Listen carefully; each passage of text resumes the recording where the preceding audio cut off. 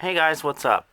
So today we're on 50. I figured it has been quite a while since I've done a video on this bus. I'm sure some of you are probably curious where I'm at with buying it and if it's in service or what it's doing or how long it's going to be in service.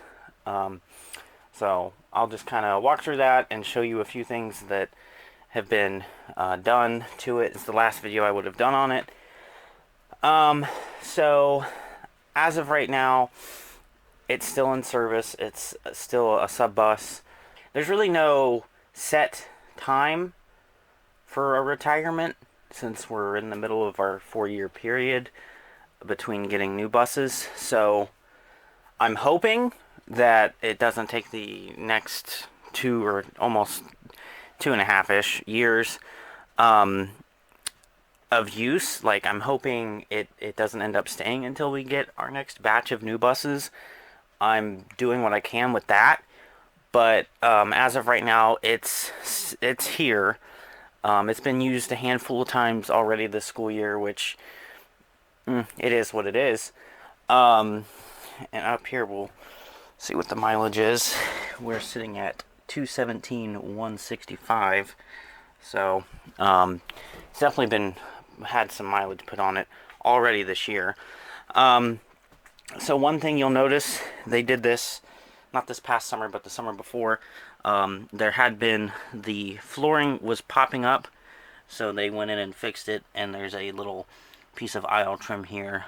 Here's the new piece, and then here's the piece from when it had the body work done. So that's really the only major thing inside.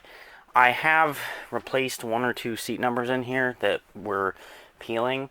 My plan was to do the rest when I get it, but as that has still not happened, it's just waiting. But you can see some of them do need redone, and some of them are even mismatched numbers from where they replaced numbers over the years. But yeah, so that's kind of where it's at. Seat numbers are definitely one thing I'm going to be doing when the time comes. Seat fabric is another thing. There, as you can see, there are seats on this bus that have obviously seen better days. So I'm sure some of these will probably get replaced when it's my turn to own 50.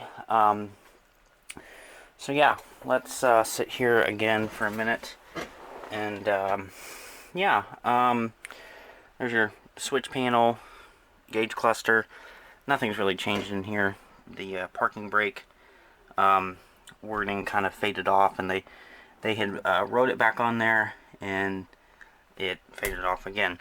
So that might be something I do, is replace the parking brake knob. Got a magnet. The 150 was like tearing apart, so I made this one with vinyl I had and went ahead and just put it in here, because as you can see, it left behind a residue. So I figured that way, you know, there's a new magnet in there and you got the bus number, and it's good. So that's pretty much. Oh, step. They also did do some work to this middle step. You can see where they put in screws. I forget what exactly. I know it had some rust, but I don't know how bad it was. Whatever they did it, and then they screwed it down, which, good, great, love it. So let's go ahead and take a walk around, because, you know, that's a thing we do. So anyways, coming outside, nothing's really changed out here. I mean, you can probably tell she's starting to age. I mean, she is 20 years old. Inspection sticker. The reflective here is starting to come off in places, so not really a fan of that, but what are you gonna do? Not much you can do to stop that. So that's the side. Let's see, I think, yeah, you can see it right here starting to come off. The other side has it pretty bad. They did touch up some rust spots on the bodywork this past December, so that looks much better, and I'm glad they got around to doing that.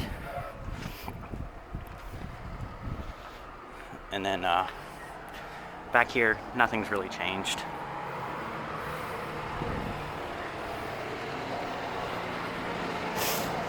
There goes a CE.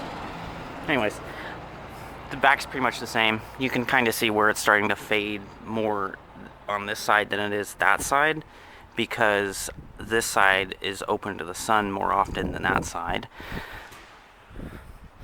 So, in all honesty, this yellow paint on the bodywork really has not faded too horribly. I think it's aged well, at least the paint has.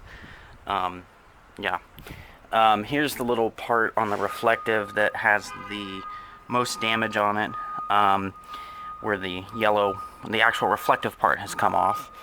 You can see there, they also touched up over here where there was some rust. And then, yeah, there's just certain spots where the reflective is coming off, and I think, yeah, right here, the letter C, because there happens to be a split right here, so this vinyl's peeled off.